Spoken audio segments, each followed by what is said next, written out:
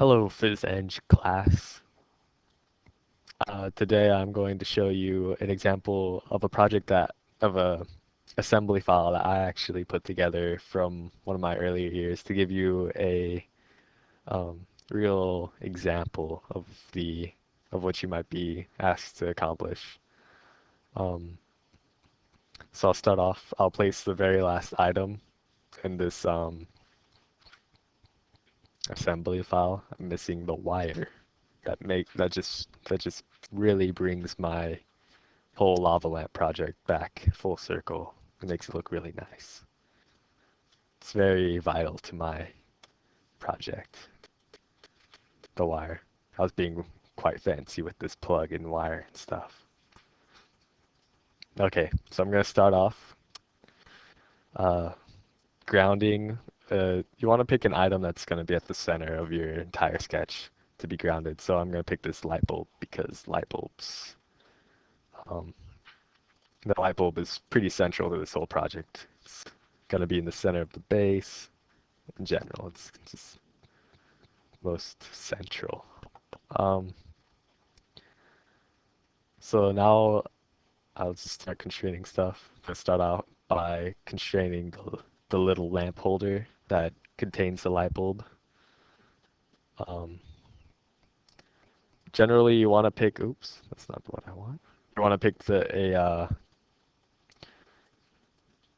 edge that's closest to the outside, so then you don't really have to go diving and exploring into your parts to find a little tiny edge that you want something constrained to. Okay. This is just to give you a real life example of using assembly tools. All right. Next thing I'm going to constrain has something unique to it. It has this little work plane on it. That's because this actually doesn't fit into the lamp holder. It's like a switch, but it sort of just floats in the hole that it's in, I guess. And so to make it my drawing more realistic, I used a work plane so that I can have it sort of floating in the area, but not necessarily not actually touching it like it would actually be what I on my real lava lamp. It's going for realistic points here. All right. So I'm just gonna use a make constraint. Whenever you use a work plane, it's always gonna be a make or flush constraint. There we go. I like that. I'm gonna constrain this holder. I'm gonna ground it so then I don't have to worry about it moving anyway. All right. So now I'm gonna use another make constraint, except I'm going to use it on the surface. The surface actually touches the side surface, but the rest, not so much.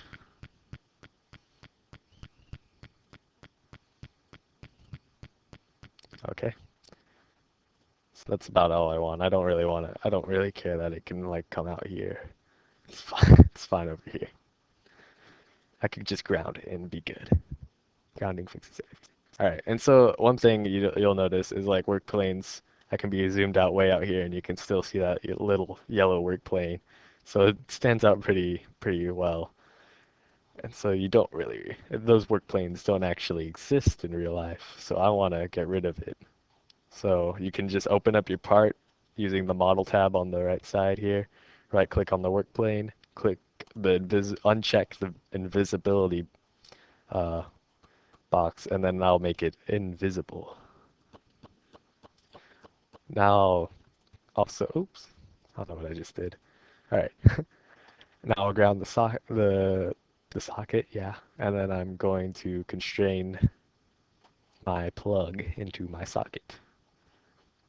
So we'll use a make constraint, and it's important to notice if I click this edge, the one that corresponds with this edge is way inside of the socket, and so I'd have to like, I don't know, somehow perfectly align myself to see straight back into the back of the socket, and it's like really washed up. I can't really see that so much, and so it's better to instead pick something that you know is on the outside of those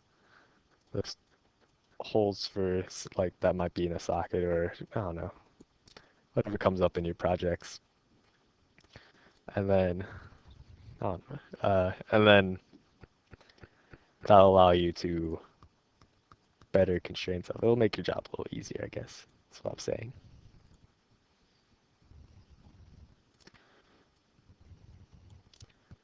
Let's see. All right. Now this still can move around a little bit, so I want to set it up so that it's right at the angle I want it.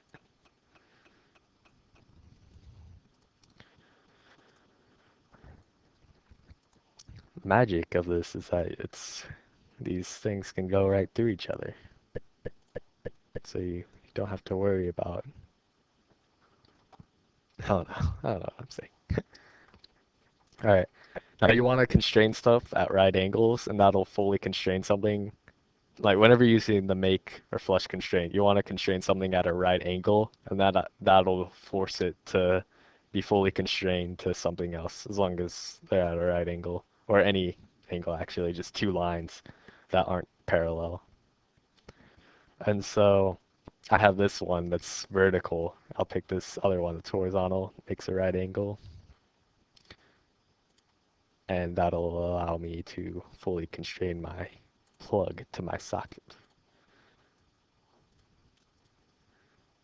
Okay, so now the rest of this is going to be pretty quick. I'm going to just fly through a lot of insert constraints because that's what I decided, this is pretty much all cylindrical stuff. So uh, if I just use a bunch of insert constraints, then it'll be pretty easy to um, put together in assembly. And that's something you're going to want to do when you actually have your own project. Then you'd uh, so then you don't like you want to think about what constraints are easy for you to do and sort of work efficiently that way. So instead of using a insert constraint, because this doesn't really get inserted into that, I'm just going to use a make constraint between two circles, and that'll fully constrain these two parts to each other. Oops, canceled it.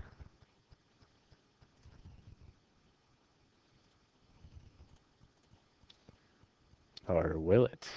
I think I selected the wrong thing. Give me a second. Here. And there's multiple workarounds. I know if I picked the right spot, I would have had it right, but I'll just use a flush constraint. Oops, I make, and it's impossible. What do you mean? All right, I got another idea. There we go. And it works. This can spin around.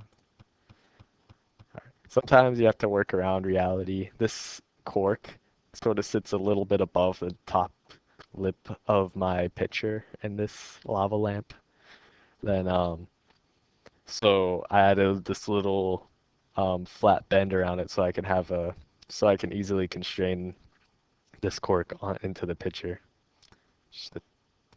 That's how it would actually be in reality. So I mean, you could argue for it in a way that it actually would exist, since the pitcher would press down on the cork and flatten it. Alrighty. So now I just have to connect these two parts. So I'll unground the socket and I'll connect the wire up. Pick the outermost. The outermost. Okay, that's fine.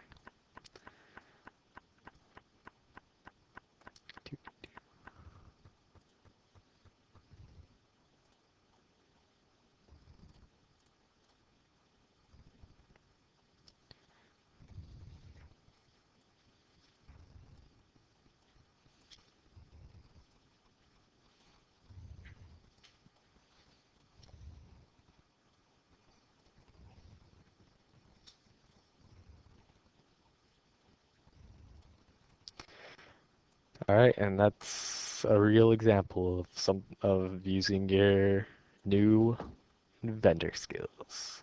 I hope this helps.